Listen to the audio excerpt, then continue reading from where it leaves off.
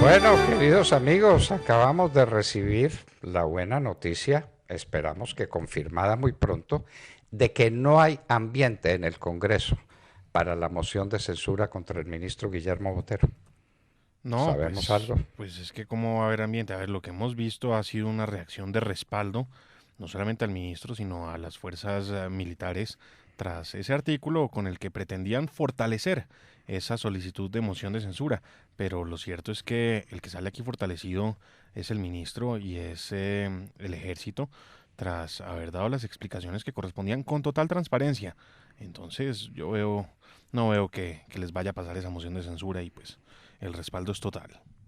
Bueno, pero entonces pues la decisión, la decisión parece que se inclinaría en ese sentido, que tiene relación estrecha con la aprobación que ya se dio al ascenso del general Nicasio Martínez a general de Cuatro Soles, ¿o Sí, no? sí, también es que todo coincidió, ¿no? Los tiempos coincidieron para el estudio del ascenso del general Nicasio Martínez a, bueno, a general full De Cuatro de Cuatro Soles. Soles, sí.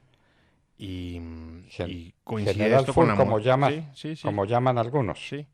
Coincide con el tema de la moción de censura y coincide con lo del New York Times, pero lo cierto es que aquí los que están saliendo fortalecidos son el general Nicasio Martínez, que me parece tuvo una actuación muy clara, muy transparente, además de cara a la opinión pública frente a las revelaciones del New York Times, y el ministro de la Defensa, pues que lo ha acompañado, lo ha apoyado y le ha prestado todo su respaldo. Aquí son ellos los que salen fortalecidos. Porque es que realmente lo que se discutió alrededor del tema de la publicación del New York Times era la apreciación o la interpretación que hacía este periodista de las respuestas que había dado el general Nicasio a la entrevista que le solicitó.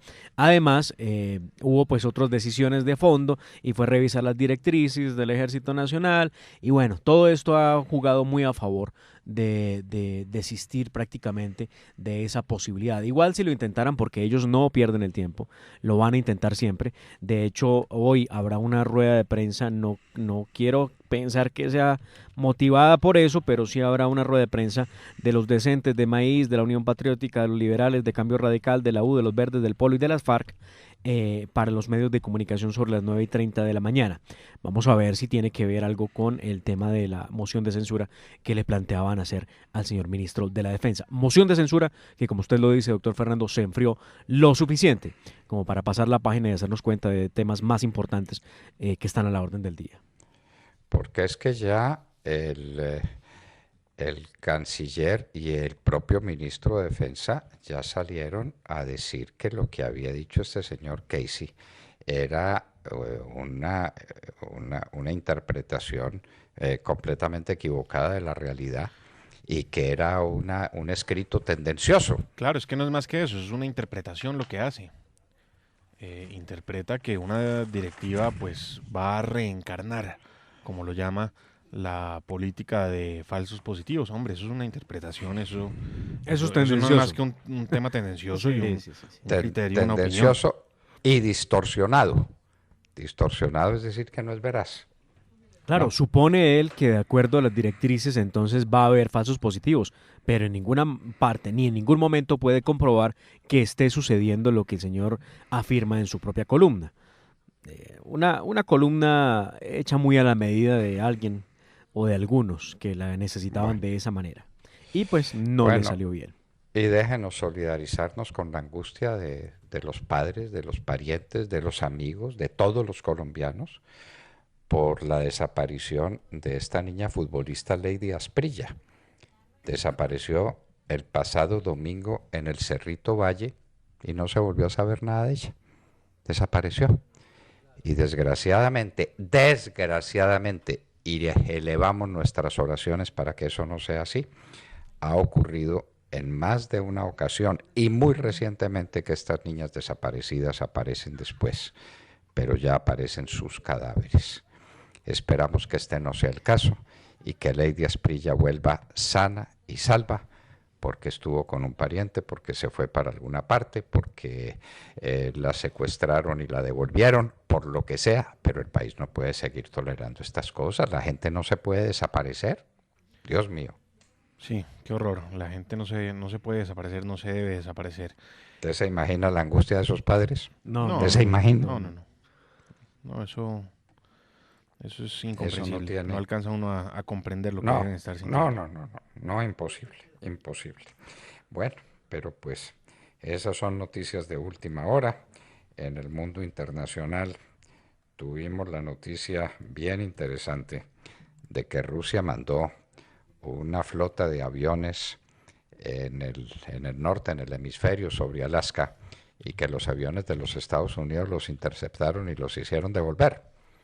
Y entonces ahora Rusia dice no, que estaban en terreno internacional, seguramente los mandaron a jugar allá. Sí, bueno, son provocaciones, ¿no? Provocaciones que se dan. Pero bueno, no, eso en el plano internacional, que también, claro, ocurren cosas muy interesantes, pero yo los invito a que volvamos un momento los ojos sobre nuestro país. Tenemos el audio de lo que dicen desde la Corte Constitucional a propósito de la segunda instancia. Si quieren, escuchémoslo de la voz de los mismos magistrados de la Corte Constitucional. Aquí va. La Corte exhorta al Congreso de la República para que fije un procedimiento que garantice el derecho a la doble conformidad de la sentencia penal condenatoria por primera vez. Esto está en aras de garantizar el principio de doble conformidad que regulan los artículos 29 y 235 de la Constitución.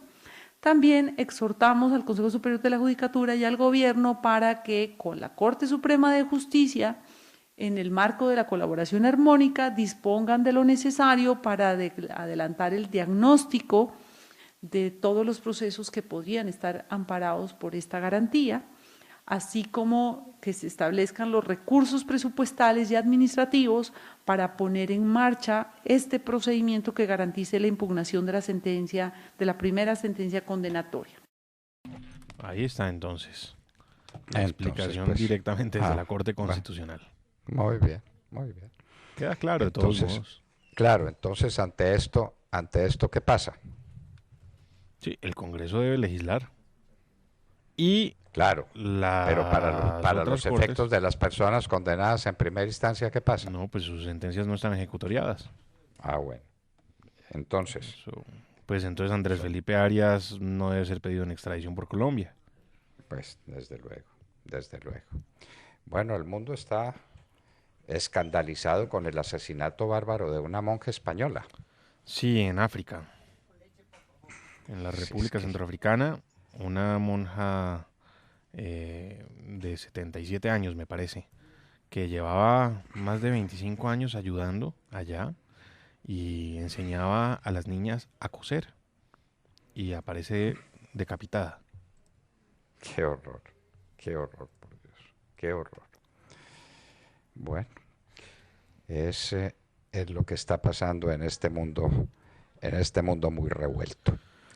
Y mire usted que la gente está muy interesada en el tema de Santrich, que ahora tiene un nuevo capítulo, cuando la Unidad Investigativa del Tiempo ha producido una cosa muy bien hecha, recordando cuál es la doctrina de la Corte Constitucional sobre la participación de la Corte Suprema de Justicia en las extradiciones. La que se aplicó siempre, de manera perfectamente espontánea, clara, pues es que ¿cuántas veces interviene en procesos de extradición? Eso era verdad sabida, buena fe guardada, y la Corte Suprema de Justicia siempre hacía lo mismo. No somos tribunal, no estamos juzgando a la persona extraditada, esto no tiene periodo de pruebas, nos limitamos a verificar lo que tenemos que verificar, la identidad del solicitado en extradición, que el país que pide la extradición no lo vaya a someter a una pena que no existe en Colombia. Sí. En fin, los elementos formales esenciales que se verificaban en un ratico y la Corte contestaba inmediatamente. Nunca tuvimos problema con eso. Bueno, eso lo repite la Unidad Investigativa del Tiempo, pero tiene un adendum interesante, y es que uno de los firmantes es el de la sentencia de la Corte Constitucional. Como esto es una puerta giratoria y los magistrados pasan de una corte a otra. Pues, sí. Cifuentes pasó de la Corte Constitucional a la JEP. La Corte Constitucional tenía esa doctrina clarísima. Y la JEP, en el caso de Santrich, montó semejante enredo con juicio, con solicitudes de prueba, con cartas rogatorias a los Estados Unidos, todo para proteger a Santrich. Pero ahí está la firma de Cifuentes. Que diga Cifuentes, a ver. Sí, cómo sentencia. pensaba de una Cifuentes. manera en un lado y cómo piensa de otra en otro. Bueno, o esperemos siga pensando de la misma en este otro lado, ¿no? Porque bueno, ahora tendrán ese caso en sus manos, tendrán que decidir ese recurso presentado por la Procuraduría en contra de la decisión de la garantía de no extradición de alias Jesús Santrich. Entonces, pues esperemos a ver cuál es la posición que sienta el ex magistrado de la Corte Constitucional, hoy magistrado de la JEP. Pero muy interesante, sobre todo con ese antecedente que trae desde la mismísima Corte Constitucional. Bueno, pues todo esto era para agradecer otra vez a mis millares de lectores en las dos orillas respecto al artículo que publiqué, que salió publicado anteayer lunes, Tragicomedia en varios actos, donde me anticipo a toda esta revelación de la Unidad Investigativa del Tiempo, contando cómo nada de esto ha sido legítimo y cómo nos está apartando de los temas esenciales del país. Por Dios, esta es una súplica, este es un ruego de un colombiano que sabe que está interpretando a millones de colombianos. ¿Cuáles son los temas del país? Por Dios, que no hay empleo.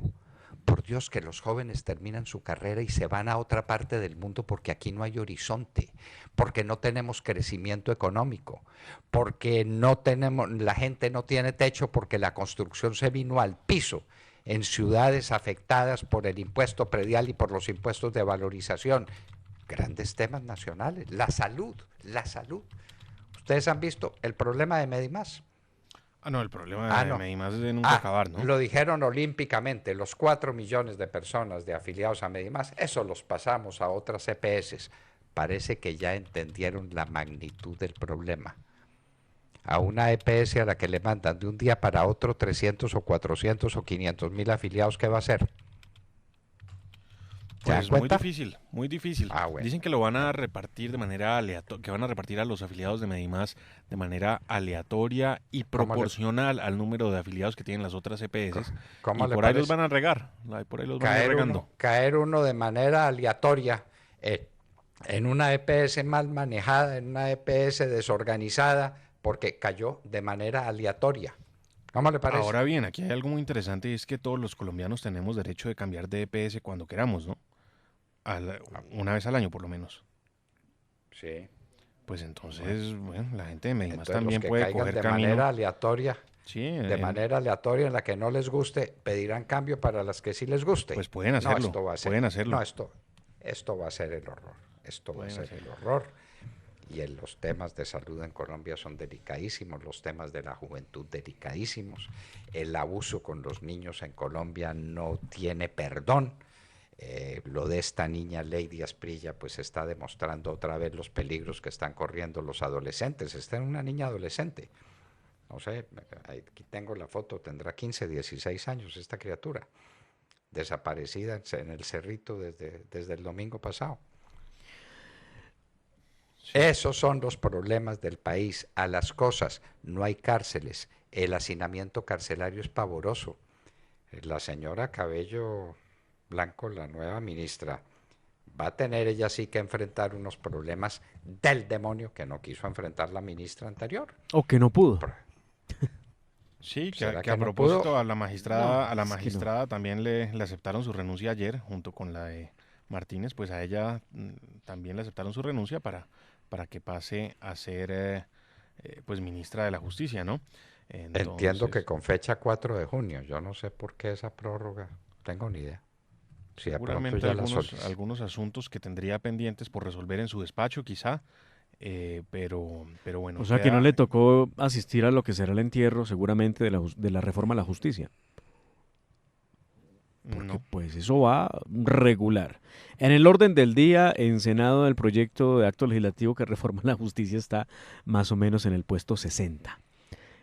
Ah, bueno, pero tiene Tiene, posibilidades. sí, no, eso mejor Sí, dicho. tiene chance. Toda. Tiene chico, Sí, chico, sí. como decimos. Tiene chico. Eso, Que resuelvan solo un primero milagro. los otros 59 casos y llega la reforma a la justicia. No, muy difícil, como todo en este país. Reforma a la justicia que ha sido uno de los temas que ha sido insuperable para el gobierno del presidente Duque. La primera vez tuvieron que retirar la reforma y la segunda vez que es esta, acompañando una propuesta más bien de reforma del partido Cambio Radical, parece que tampoco lo están acompañando y terminará seguramente por naufragar. Pero doctor Fernando, hablemos un poco de actividad legislativa. Ayer el Senado de la República se centró en el trámite de acto legislativo que elimina la conexidad entre el delito sexual y el delito político. Un asunto que ampliamente hemos discutido en esta mesa. Eso es de interpretación, eso es obvio. A nadie se le puede ocurrir que se necesite una ley para decir eso. No, sí se necesita una ley para decir eso. ¿Por ¿Quién lo qué? creyera?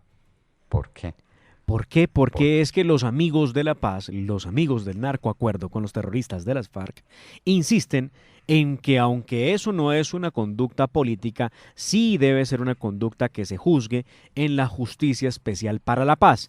Y si la Pero Justicia con Especial este para la Paz proyecto ganan, con este proyecto ganan. no queda, pues, bueno, Porque la tesis es que eso rige entonces para el futuro Sí, y no es un para el atractivo, sí, pasado. sí, Claro, claro.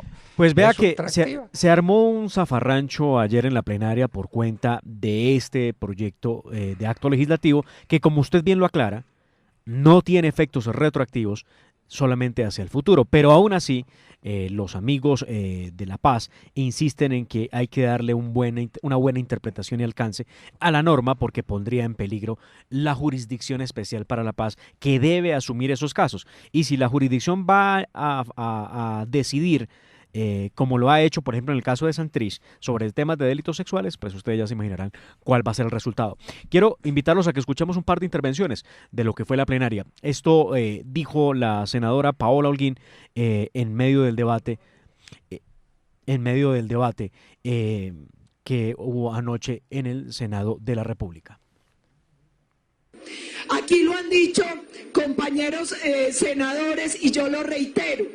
Cometer cualquier delito aduciendo razones políticas no convierte ese delito en un delito político. Ni la violación, ni el narcotráfico, ni la obligación sistemática a abortar, ni el abuso de menores pueden ser delitos políticos, así quienes los hayan cometido hayan aducido razones políticas. Nosotros no podemos seguir diciendo que en Colombia hay víctimas de primera y de segunda. Entonces, si un niño es violado por Uribe Noguera es muy grave, pero si es violado por un alias de la FARC no pasa nada, tome su curul, como si aquí uno pudiese establecer la definición de la pena, no de acuerdo al delito y al daño causado, sino de acuerdo al victimario, y mandando esa grave señal de que es que si el delincuente es de la FARC merece curul y no condena, los otros sí merecen condena, y que un niño abusado por la FARC, pues de malas, porque el abusador era de la FARC, como si el daño no fuera exactamente igual. La realidad, frente a una plenaria, doctor Fernando, que insiste... Espléndida, Sí. espléndida y contundente Genial. precisión de la senadora. Espléndida, no hay que quitarle palabra. Genial. Pues absolutamente ha genial. dicho lo que interpreta el sentimiento de los colombianos que se mueren de indignación todos los días cuando escuchan a estos señores de las FARC, a los 8 que están en el Congreso de la República, hablar de derechos humanos, hablar de la paz, de la reconciliación y otra cantidad de cosas que realmente uno dice, ¿qué hacen estos sujetos que asesinaron, violaron? A Tornillo, que ayer lo pretendían graduar de héroe por haberle prestado Esto es asistencia a José inconcebible. Obdulio, Los ¿no? medios de comunicación, usted me cambió el tercio muy rápido, pero vale la pena. Estos medios de comunicación, a unos muy Empezando sensacionalistas. por la congresista Angélica Lozano, ¿no? No, no es Que fue cierto. La primera que Mire, va a graduarlo de héroe por haber ayudado a José Obdulio. el senador José Obdulio Gaviria hacía su ingreso a la comisión primera a la que pertenece, sufrió un desmayo, se cayó, se golpeó la cabeza, inmediatamente, es cierto, estaba muy cerca de él, a primera mano estaba Santiago Valencia, senador del Centro Centro Democrático, quien fue el primero en tratar de darle primeros auxilios. Inmediatamente llegó Roy Barreras, que recordemos es médico de profesión. Su especialidad es... ¿qué es? Es médico. Él es médico. Sí. Deje así. Y entonces, pues sí, él tiene conocimientos en esto y lo Deje atendió. así. Y entonces luego surgieron las versiones. Es cierto, Carlos Antonio Lozada, el exguerrillero de las FARC, se acercó también para tratar de hacer alguna cosa, pero pues, ¿qué podía hacer él si le dijeron, oiga, usted no se meta, que es que usted no es médico, el médico es el senador Roy Barreras? A ver, senador, ¿qué hay que hacer? Entonces alguien dijo, no, era lo que faltaba, ahora el señor de las FARC va a proponer una reanimación y un masaje cardíaco, y es que desconocen que a José Obdulio le acaban de hacer una cirugía de corazón abierto y donde le hagan un masaje cardíaco, pues lo matan. Entonces, pues se armó pues una revolución por cuenta de eso. No es cierto que, como lo pintan, que Lozada lo hubiera reanimado, lo hubiera revivido. No es verdad.